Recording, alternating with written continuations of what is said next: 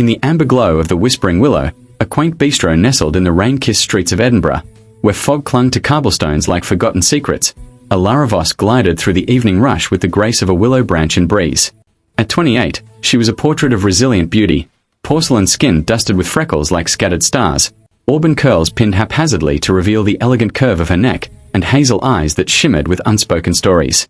Her uniform, a simple black blouse and skirt, hung loosely on her slender frame, but it was her smile, warm as hearth fire, that drew patrons back week after week.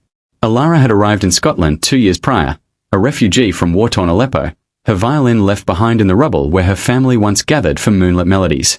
Now, she served scones and stories, her tips scraped together for little Theo, her 5-year-old son with his father's dark curls and a laugh that echoed like distant bells.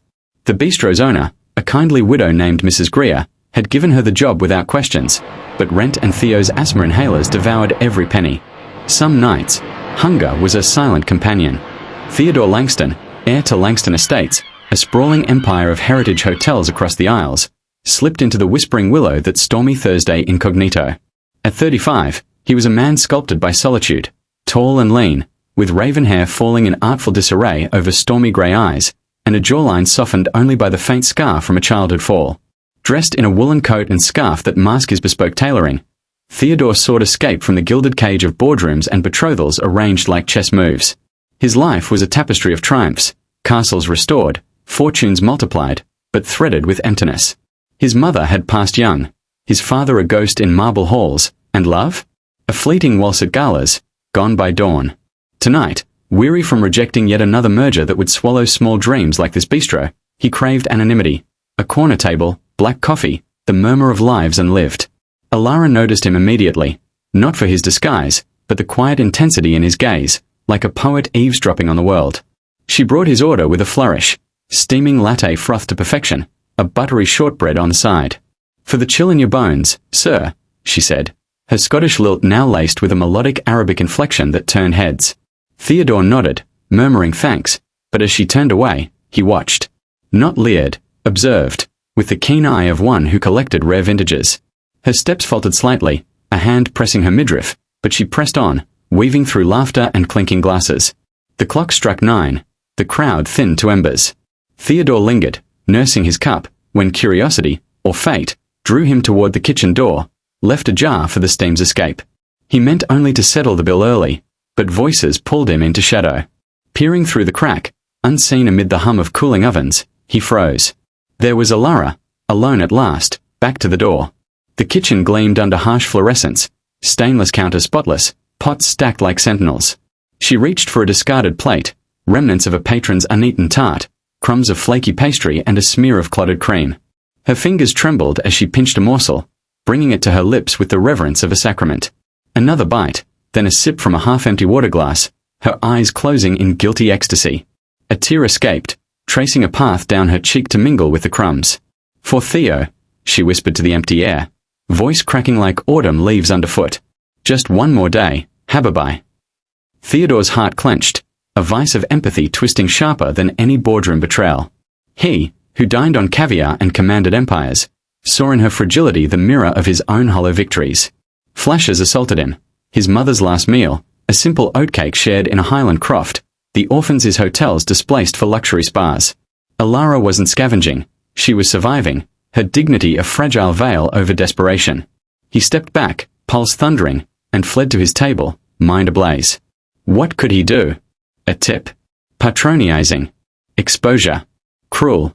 No, something seismic, a gesture that shattered silence. The next morning, the Whispering Willow awoke to chaos. Mrs. Greer burst into the kitchen at dawn, her face ashen, hands clutching a letter sealed with emerald wax, the Langston crest. "Alara, lass.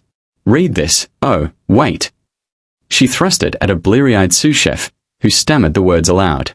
Theodore had bought the bistro, not raised it for condos, but gifted it outright to Alara. Full ownership, debts erased, a trust fund for Theo's future seeded with enough for university and beyond. But the shockwave? He arrived at opening, coat shed to reveal the man from the society pages, and knelt before her amid the flour-dusted counters. "Miss Voss," he said, voice steady as Highland stone, "last night, I saw more than scraps. I saw strength that humbles kings. This place, it's yours now." not charity. Reparations for a world that starves the generous. And I'd like to learn. Your recipes. Your stories. If you'll have me as a regular. Gasps rippled. Mrs. Greer wept into her apron. The line cook dropped a whisk. Patrons outside pressed faces to glass. Alara stood transfixed, tart in hand, tears blurring the script. Why? She breathed, voice a fragile violin string. Theodore rose, grey eyes soft as dawn mist. Because scraps aren't sustenance, they're symptoms. You fed me last night, unknowingly. Your grace amid the grind. Let me return it. Properly.